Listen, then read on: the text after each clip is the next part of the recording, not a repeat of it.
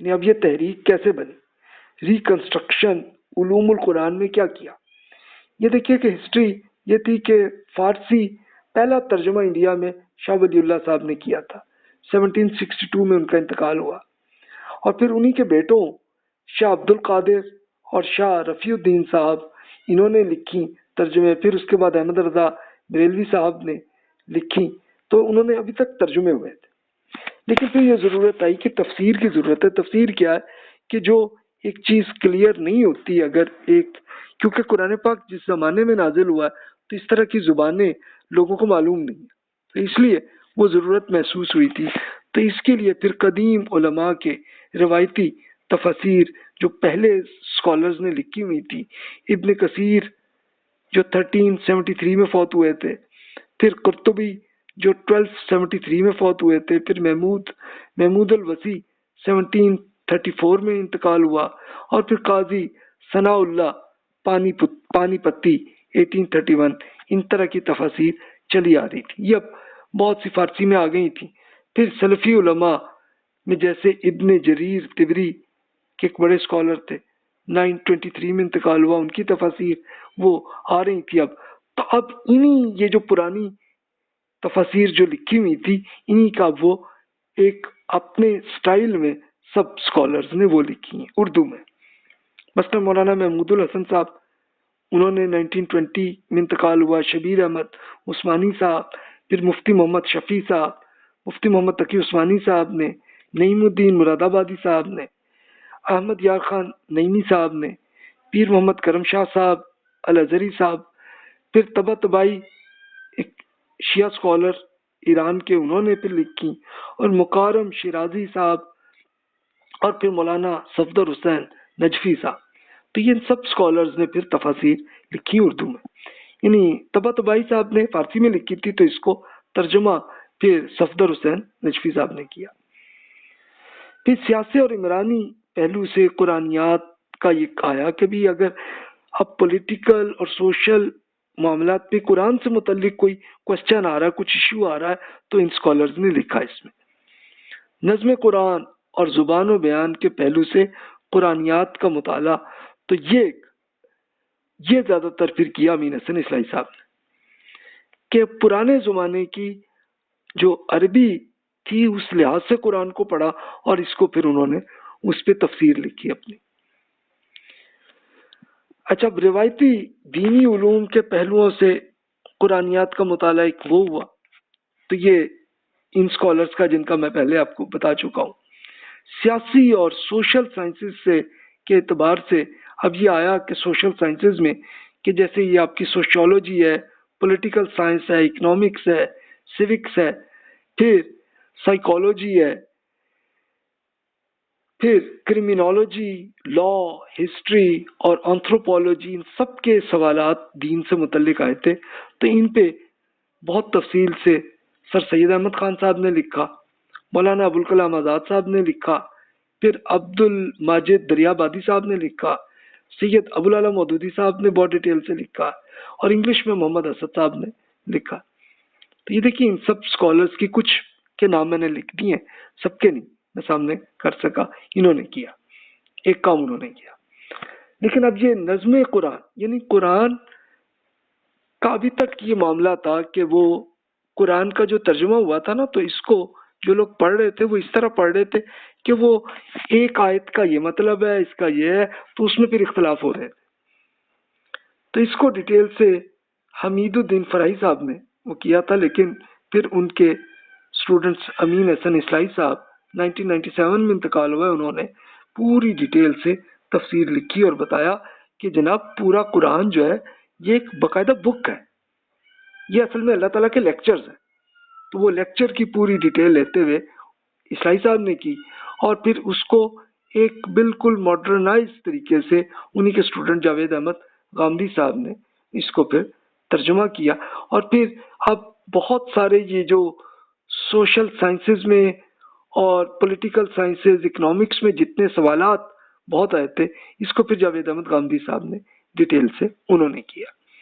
ان کی بک ہے البیان میں انہوں نے ترجمہ کیا، اور پھر میزان میں انہوں نے جو جو کوشچنس تھے اس کی ڈیٹیل انہوں نے کی ہے. تو یہ ایک علمی کام ہے جو ہوا. تو یہ تو ہوا قرآنی سٹڈیز میں. اب حدیث پہ آئیے، وہاں کیا ہوا.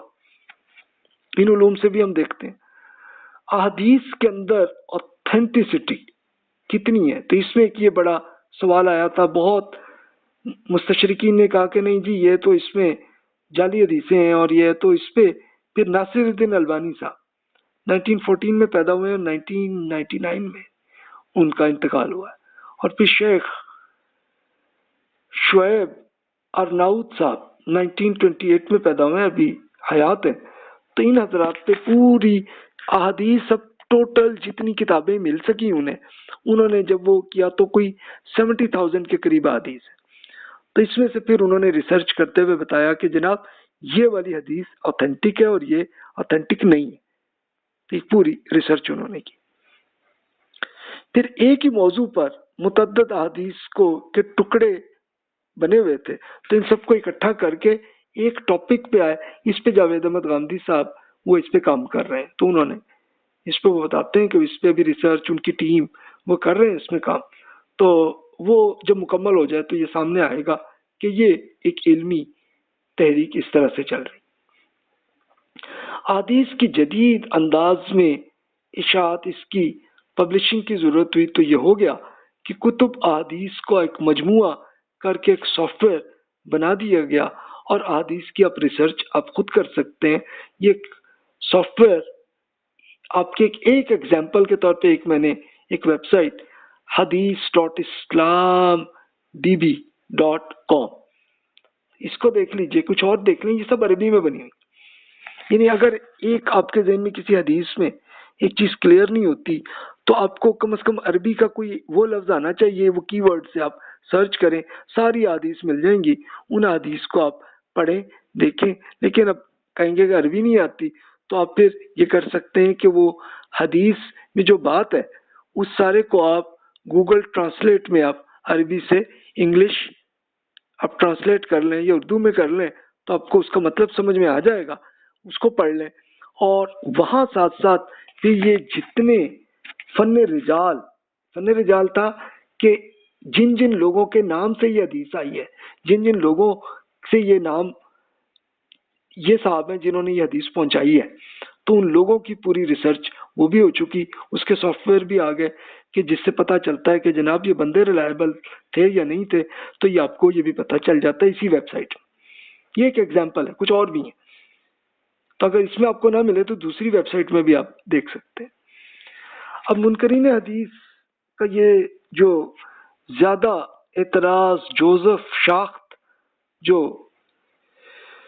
ایک جرمن مستشرق تھے، تو ان کے شبہات کا جواب یہ بھی اسکالرز نے کیا کہ جناب یہ جو آپ فرما رہے ہیں تو ایسا نہیں ہے، یہ ریلائبل ہے حدیث یہ والی، اور یہ والی ناٹ ریلائبل. تو یہ ایک بڑا کام ہوا. علوم الحدیث میں اب مزید ابھی کام باقی ہے جو جاری ہے، جس کو آپ دیکھ سکتے ہیں. ایک تو یہ کہ حدیث کے جن مجموعوں پہ البانی اور ارناؤت صاحب اور ان کے اسٹوڈنٹس نے، ان کی ٹیم نے جو کام نہیں کیا، تو ان سب کا آپ کر لیں. تو کچھ حدیث کی کچھ بکس ایسی ہیں کہ جن میں نہیں ہوئی ریسرچ، تو وہ کر لیں. البانی، ارناؤت صاحب اور ان کے اسٹوڈنٹس کے کام کے دوبارہ چیکنگ کی ضرورت یہ بھی ہو سکتی ہے. اس کو بھی ری چیک کر لیں کہ بھی ان سے اگر کوئی غلطی ہوئی ہو تو وہ سامنے آ جائے. تمام کتب احادیث کو ملا کر احادیث کا ایک جامع مجموعہ کرنے کی ضرورت ہے. تو یہ کچھ ویب سائٹس میں تو ہو گیا، لیکن اس میں صرف انہوں نے ریلائبل اور ان ریلائبل ساری اکٹھی کر لی ہیں. تو ابھی ضرورت ہے کہ صرف ریلائبل احادیث کو اکٹھا کر کے ایک بک بنائی جائے، یہ ضرورت ہے. پھر جدید علوم کے حساب سے حدیث کو ابواب میں مرتب کرنا کہ جیسے نفسیات، سائیکالوجی سے متعلق جتنی حدیث ہیں وہ مل جائیں ہمیں، پالیٹکس سے متعلق جتنی حدیثیں اکٹھی آ جائیں، پھر سوشل سائنسز سے متعلق جو سوالات آ رہے ہیں جتنی حدیث ہیں وہ اکٹھی ہو جائیں، پھر اکنامک سے متعلق جتنی حدیث ہیں وہ اکٹھی ہو جائیں. یہ ابھی کام باقی ابھی کرنا ہے. تو اب شاید جاوید احمد غامدی صاحب جس پہ وہ کام کر رہے ہیں شاید ہو جائے. پھر تمام مجموعوں میں احادیث کی ایک باقاعدہ ایک سٹینڈرڈ نمبرنگ ہو جائے، یعنی ہر حدیث کا نمبر کیا ہے. یعنی اب دیکھیں قرآن پاک میں تو یہ ہوا ہے کہ جیسے مثال کے طور پہ آپ کو ایک آیت کی اگر بات آتی ہے تو آپ کو نمبر اگر معلوم ہے تو آپ وہ قرآن میں ڈھونڈ لیتے ہیں. تو اس طرح ایک پوری دنیا میں وہ ایک بن گیا ہوا. تو ایسے حدیث میں بھی ہو جائے تو پھر یہ آپ کو یہ نمبر، یہ فلاں نمبر حدیث ہے تو آپ یہ فوراً اس میں ریسرچ کر سکتے ہیں. تو یہ ابھی باقی ہے. تو یہ کام بھی ہو جائے اللہ کرے تو یہ اب عرب ممالک میں اس میں زیادہ کام ہو رہا ہے، تو وہ ہو جائے تو یہ بھی ایک بڑا کام ہو جائے گا. اس کے بعد ہم علم فقہ کی طرف آتے ہیں. اس کے لیے آپ علامہ اقبال کا جو لیکچر ہے دا ریکنسٹرکشن آف اسلامک تھاٹ، اس کو ہی پڑھ لیجئے. تو وہ ایشوز، یعنی اصل میں فقہ کب بنا تھا، تو یہ اصل میں لوگوں کے کویشچن آنسر سے بنا تھا. اس پہ ہر اسکالر نے جس طرح سمجھا وہ آ گیا. تو اب پھر لیکن جب تقلید کا معاملہ آیا تو پھر یہ آ گیا کہ نہیں جناب اب جو سوچ لیا انہوں نے وہی ٹھیک ہے، تو بس ویسے ہی عمل کر رہے تھے. لیکن اب ضرورت محسوس ہوئی کہ بھی اجتہاد کریں، یہ سوچیں کہ پرانے اسکالرز نے کیا سوچا ہے اور کون سی غلطی ہوئی ہے، کہاں ٹھیک کرنے کی ضرورت ہے. اس کے لیے نئے نئے سوالات کی بنیاد پر مختلف اہل علم اس پہ کام کر رہے ہیں. جیسے میں نے ابھی عرض کیا کہ جاوید احمد گاندھی صاحب اس پہ کر رہے ہیں کام، انہوں نے کیا ہے کافی. پھر ایک اسکالر ڈاکٹر محمود احمد غازی صاحب، ان کا انتقال 2010 میں ہوا ہے. تو محاضرات فقہ ان کے پڑھ لیجیے، اب وہیں سے آپ کو آئیڈیا ہو جائے گا. اسی کا میں ترجمہ آپ کے سامنے عرض کر دیتا ہوں. وہ بتاتے ہیں 20ویں صدی کی آخری 3/4 جو 75 ایئرز گزرے تو اور بالخصوص اس کا نصف ثانی فقہ اسلامی میں ایک نئے دور کا آغاز ہے. عرب دنیا میں خاص طور پر اور غیر عرب مسلم دنیا میں عام طور پر فقہ اسلامی پر ایک نئے انداز سے کام کا وسیع پیمانہ پر آغاز ہوا ہے. ایسا کام جس کی مخاطبین مغربی تعلیم یافتہ لوگ اور مسلمانوں میں وہ لوگ تھے جو مغربی قوانین اور افکار سے مانوس اور متاثر تھے. یہ کام عرب دنیا میں زیادہ کامیابی کے ساتھ ہوا، غیر عرب دنیا میں اتنی کامیابی کے ساتھ نہیں ہوا. اس کے شاید 2 اسباب ہیں. پہلا اور سب سے اہم سبب تو یہ معلوم ہوتا ہے کہ مغربی یعنی جو عرب کے جو ممالک کے اسکالرز ہیں، دنیا میں زبان کا اختلاف اور بعد کوئی مسئلہ نہیں تھا، اور نہ ہی زبان جدید اور قدیم دونوں طبقوں کے درمیان کوئی رکاوٹ تھی. لیکن ہمارے یہاں پاکستان انڈیا میں زبان کی رکاوٹ سب سے بڑی رکاوٹ تھی، جس کی وجہ سے جدید اور قدیم دونوں طبقوں کے درمیان ایک بڑی خلیج حائل تھی. یعنی جو مسلمان اسکالرز جتنے بن رہے تھے تو ان کو عربی آتی کسی حد تک اور اردو آتی ہے، بس انگلش نہیں آتی نا. اچھا، اور فارسی میں جو اسکالرز اتنے بڑے 600-700 سال گزرے انہوں نے کیا ارشادات فرمایا تو وہ بھی نہیں پتہ چلتے. تو یہ ایک ایشو تھا. لیکن عرب میں تو کوئی ایشو نہیں تھا کہ عربی میں جن اسکالرز نے لکھا پڑھ لیتے تھے، تو کوئی ایشو نہیں. اس لیے دونوں کے درمیان کوئی میٹنگ پوائنٹ نہیں تھا. یعنی اب اصل میں یہ تھا کہ اب جو جدید تعلیم یافتہ جتنے مسلمان آ رہے ہیں جو یونیورسٹیوں میں پڑھ رہے ہیں تو ان کو انگلش آتی ہے، اردو آتی ہے، لیکن عربی اور فارسی نہیں آتی انہیں. تو یہ ایشو تھا. ہمارے ہاں کے برعکس عرب دنیا میں مغربی قوانین عربی میں ترجمہ ہو کر نافذ ہوئے. اس اعتبار سے وہ ہم سے بہتر تھے کہ انہوں نے اپنی زبان میں کوئی چھوڑی نہیں انہوں نے. اب یہ واقعی ایجپٹ میں بھی آپ کو اسکالرز ملیں گے کہ جن کو عربی، بلکہ عام لوگوں کو عربی آتی ہے اور انگلش بھی آتی ہے. تو یہ مغربی قوانین کا پہلے زبان میں ترجمہ کیا اور پھر اس کو نافذ کیا. یعنی اگر فرانس میں یا انگلش میں کوئی جو بھی قانون ان کے ملکوں میں بنے تو اس کو بھی انہوں نے عربی میں ٹرانسلیٹ کیا. انہوں نے قانون کے بارے میں جو کچھ سوچا اور جو کچھ لکھا عربی میں ہی لکھا ہے.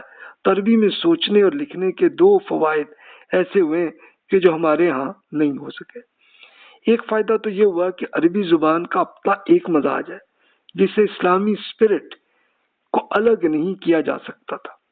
جب مغربی قوانین کو عربی زبان میں لکھا گیا تو کچھ نہ کچھ اسلامی روح اور اسلامی مزاج ان مغربی قوانین میں بھی داخل ہو گیا۔ دوسرا فائدہ یہ ہوا کہ چونکہ عرب دنیا کے قانون دان حضرات سارا کام عربی زبان میں ہی کر رہے تھے تو وہ فقہ اسلامی سے اتنے غیر مانوس اور اتنے دور نہیں تھے جتنا ہمارا وہ طبقہ جو انگریزی ہی لکھتا ہے اور پڑھتا اور بولتا ہے اور عربی سے قطعاً نہ بلد اور شریعت سے نہ واقف ہے۔ تو یہ انفارچونیٹلی ہمارے ہاں یہ ہوا کہ اب جو ظاہر ہے کہ جو فقہ کو بھی نہیں ان کو پتا، ظاہر کہ عربی میں ہی ہے نا زیادہ تر لکھا ہوا اور فارسی میں تو ان کو نہیں پتا، تو وہ لیکن انگلش میں ان کو یورپ اور امریکہ کے قانون کو سمجھ میں آ جاتا ہے۔ تو یہ ایک ایشو ہے، تو محمود احمد غازی صاحب اس کو یہ بیان کرتے ہیں۔ پھر وہ مزید اب وہ جو کرنے کا کام ہے وہ بیان کرتے ہیں کہ آج تو انگریزی میں اسلام پر بے شمار کتابیں آ گئی ہیں، تمام صحاح ستہ کا انگریزی ترجمہ بھی ہے۔ صحاح ستہ کیا ہیں؟ یہ وہ 6 مشہور بکس ہیں جن میں حدیث ہے، تو وہ ہے۔ پھر اسلام پر ہزاروں کتابیں خود مسلمانوں کی لکھی ہوئی موجود ہیں۔ آج سے 100 سال پہلے کا ماحول دیکھیں تو سب مسلمانوں کے ہاتھ کی لکھی ہوئی اچھی کتابوں کی تعداد 2-4 سے زیادہ نہیں ہوں گی۔ اس لیے وہ طبقہ جو انگریزی ماحول کا جن میں عادت بن گئی اور انگریزی اداروں کا تیار شدہ تھا، وہ اسلام سے فہم اور مطالعہ کی حد تک اتنا ہی دور تھا جتنا کوئی انگریز ہو۔ اس لیے ہمارے ہاں اس طبقے میں اسلام اور فقہ اسلامی سے جو بعد پیدا ہوا ہے، جو بود پیدا ہوئی ہے، جو دوری ہوئی ہے، تو وقت کے ساتھ ساتھ بڑھتا چلا گیا اور کم نہیں ہوا۔ اس کے برعکس عرب دنیا میں اگر ان دونوں طبقوں کے درمیان کوئی بود تھا تو وہ وقت کے ساتھ ساتھ کم ہوتا چلا گیا، اور ایک معاصر فقہائے اسلام نے مغربی انداز، مغربی اصطلاحات اور نئے اسلوب اور نئے محاورے میں فقہ اسلامی پر کتابیں لکھی۔ تو ان کے مخاطبین وہی لوگ تھے جو قانون دان، وکلاء اور جج صاحبان تھے۔ تو دوسری طرف ان قانون دان اور حج صاحبان نے عربی زبان سے گہرائی اور براہ راست واقفیت کی وجہ سے وہ دوری محسوس نہیں ہوئی۔ تو اس کو پھر پوری ڈیٹیل میں وہ بتاتے ہیں کہ یہ صورتحال ہے۔ تو پھر 1940 کے عشرے کے بعد اب جب مسلمانوں کے ملک بھی بن گئے تو اب اپنے قانون کی ضرورت بنی، تو وہ یہ ہوئی کہ عرب ممالک میں تو انہوں نے اپنے جو پرانے فقہا نے جو قانون بنایا تھا تو وہ آ گیا، لیکن پاکستان میں نہیں ہوا۔ لیکن پھر یہاں پہ بھی ڈیولپمنٹ ہوئی، جیسے محمود احمد غازی صاحب نے بنایا کام، غامدی صاحب وہ کر رہے ہیں۔ اسی طرح انڈیا کے اندر ایک فقہ اکیڈمی بن گئی اور وہ بھی مل جل کے اس میں فیصلے کرتے ہیں کہ جناب یہ چیز اس لحاظ سے درست ہے اور یہ غلط ہے، تو وہ بھی چل رہا ہے سلسلہ۔ تو یہ اب دیکھیے کہ علم فقہ کی تشکیل نو کی ضرورت ہے کہ علم فقہ کو کس طرح سے ریکنسٹرکشن آف اسلامک تھاٹ کرنا ہے۔ تو اس کے لیے اسلامی معاشیات کا ارتقاء کی ایک ضرورت ہے کہ آپ کو اکنامکس اور پھر فائنینشیل انویسٹمنٹ اور اس کے پورے طریقے آپ کو آتے ہوں تو پھر آپ کر سکتے ہیں۔ فقہی مسائل پر اجتماعی غور و خوض ہونا چاہیے، مل جل کے اس میں سوچنا چاہیے، تب جا کے یہ کر سکتے ہیں۔ تو یہ اب جب سے یہ فیس بک میں لوگ یہ جو کوسچن آنسرز کا سلسلہ چلتا ہے تو ایک وہ ایگزامپل ہے۔ گلوبل فقہ کا ارتقاء بھی آ گیا، یہ ویب سائٹس ہیں جو آپ کے سامنے موجود ہیں، تو وہاں پہ اس طرح سے کہ ان اسکالرز نے ایسے اس میں سوچا ہے یہ معاملات۔ جنوبی ایشیا میں فقہ کی تشکیل نو پہ کام جیسے علامہ اقبال نے یہ سٹارٹ کیا تھا، پھر سید ابوالعلا مودودی صاحب نے بہت سوالات کے جواب انہوں نے اپنی کتابوں میں لکھے ہیں۔ پھر اسلامک فقہ اکیڈمی جو انڈیا میں بن گئی، ان کی ویب سائٹ ہے، آپ پڑھ سکتے ہیں، اور ان کے بانی خالد سیف اللہ رحمانی صاحب 1956 میں وہ پیدا ہوئے اور حیات ہیں۔ اس طرح پاکستان میں جاوید احمد غامدی صاحب ہیں 1957 میں ہیں، پھر پاکستان سے وہ ملیشیا گئے، پھر امریکہ اور یورپ میں ہیں تو وہ بھی انہوں نے یہ کام کیا۔ پھر انٹرنیشنل اسلامک یونیورسٹی یہ ڈاکٹر محمود احمد غازی صاحب نے کی، ان کا انتقال ہوا لیکن یہ یونیورسٹی جاری ہے۔ تو یہ دیکھیے کہ اس طرح سے یہ کام ہو رہا ہے۔ اچھا، دیگر علوم میں دیکھیں تو علم سیرت کی تشکیل نو کی ضرورت بھی آئی تھی۔ A life of Muhammadan and history of Islam to the era of the ہگیرا، یہ ولیم میئر جو 1905 میں فوت ہوئے تھے انہوں نے لکھی تھی، لیکن انہوں نے تنقید بھی کی تھی۔ اس کے لیے سر سید احمد خان نے اس پہ ایک ایکشن لیا تھا۔ وہ خود انگلینڈ چلے گئے، جا کے انہوں نے پورا یہ ریسرچ کر کے اس کا پوری جو انہوں نے جو میور نے جو غلطیاں ولیم نے جو کی تھی نا، ان غلطیوں کو سر سید احمد خان نے کام کیا۔ پھر سید امیر علی 1928 میں انتقال ہوا، انہوں نے اس پہ کام کیا۔ قاضی سلیمان منصور پوری صاحب نے، انہوں نے اس پہ سیرت پہ اس زمانے میں بہت کچھ لکھا انہوں نے۔ عبد الرؤف دانا پوری، عبد الماجد دریابادی صاحب نے، ابو العلا مودودی صاحب نے، پھر خالد مسعود، صفی الرحمان مبارک پوری صاحب نے، ابو الحسن علی ندوی صاحب نے، پیر محمد کرم شاہ صاحب الازہری صاحب نے، اور پھر ڈاکٹر حمید اللہ صاحب، انہوں نے سب ڈیٹیل سے ایک ایک سیرت پہ بہت سی بکس لکھ دی۔ پھر علم میں تاریخ، ہسٹری میں ایک ضرورت تھی کہ جیسے آپ نے صرف کہانیاں لکھنی بادشاہوں کی، لیکن ایک ایکچولی پورا علم میں ہسٹری کی ضرورت باقی تھی۔ اس کے لیے پھر یہ خدمت کرنے کی میں نے کوشش کر دی ہے۔ اب آپ تنقیدی اس کا میری بکس پڑھ لیں، لیکچرز بھی اب مکمل ہو گئے تو اس کو بھی کر لیں، اس میں بھی جو میری غلطیاں ہیں وہ درست کر لیجئے پلیز۔ تو یہ علم تاریخ پہ بھی کام ہو جائے گا۔ علم الکلام جدید کی ضرورت ہے کہ اب دین پہ آج کل کے فلسفے میں جو سوالات آ رہے ہیں تو اس کا جواب دینا چاہیے۔ اس کے لیے جیسے غامدی صاحب یہ کرتے ہیں، اسی طرح ذاکر نائک صاحب یہ کر رہے ہوتے ہیں، کچھ اور اسکالرز بھی کر رہے ہیں، یہ معاملہ جاری ہے۔ اور دیگر دین سے متعلق جتنے علوم ہیں تو اس میں بھی کام کرنے کی ضرورت ہے۔